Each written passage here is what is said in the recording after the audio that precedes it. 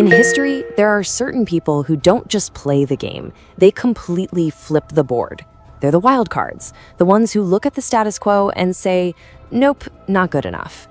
Today, we're diving into the stories of 3 of these absolute game changers, men who took on the institution of slavery and literally wrote freedom into law. So you might be wondering, what exactly is an abolitionist wildcard? Well, we're actually borrowing the term from a really interesting place, the Heritage Owl board game. In that game, it's this super powerful move you can make to just cut through all the obstacles and kickstart an escape to freedom. We're taking that exact idea and applying it to 3 historical figures who made those kinds of decisive, game-changing moves in the real world. So, to even qualify as one of these wild cards, a person has to have something called heritage dignitas.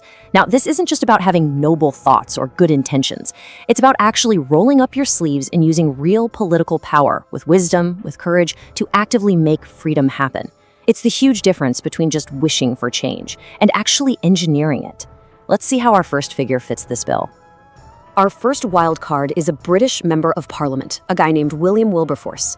And his goal was, well, simple to say, but seemed absolutely impossible to do. He wanted to use his position inside the government to tear down the very slave trade that was making the empire rich. I mean, just stop and think about that. 20 years. For 2 straight decades, he kept introducing bills only to watch them fail. He was mocked by his colleagues. He was fighting a lonely battle against a massive economic machine.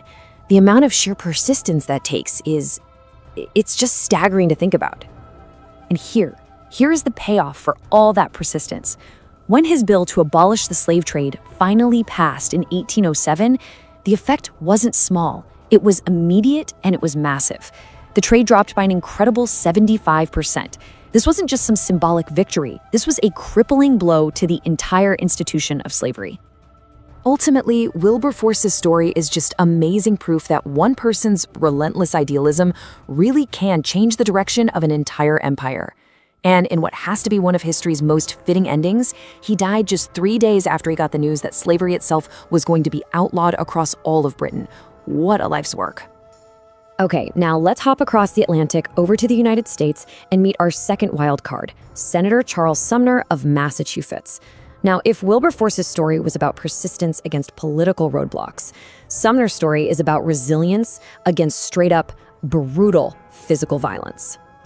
And I want to be crystal clear, this is not a metaphor. This happened. On the floor of the United States Senate, right after he gave a fiery anti-slavery speech, a pro-slavery congressman walked up to him and beat him so viciously with a cane that it nearly killed him. The attack was so bad he couldn't even serve in the Senate for 3 whole years. But here's what makes him a wild card. He didn't just recover, he returned. His empty Senate seat became this powerful, silent symbol for the North. And when he finally came back, his voice wasn't quieter, it was louder. He became the living, breathing proof that the abolitionist cause would not be beaten into silence. And he took all that resolve and funneled it directly into lawmaking. He became a key architect of the very laws that would eventually free millions of enslaved people. And then he started the long, hard fight to make sure they had equal rights as citizens. He turned his own personal sacrifice into progress for the entire nation. And that brings us to our final wild card, Congressman Thaddeus Stevens. Okay, so if Wilberforce was the persistent idealist and Sumner was the unbreakable voice, Stevens was the fierce, uncompromising architect of justice. He wasn't just against slavery, he was for total, absolute, unconditional equality. Stevens did not play nice. He didn't see Congress as a place for polite debate and compromise. No way. For him, it was the central battlefield where the war for the soul of America would be won or lost. And he used every single tool he had, his sharp legal mind, his political power, his ferocious will, to push for a radical vision of equality. His legacy? It's literally etched into the U.S. Constitution. He was one of the main forces behind the 13th Amendment, the one that abolished slavery, and the 14th Amendment, which established citizenship and equal protection under the law. You could say this was his revenge on oppression, not with violence, but with permanent foundational law.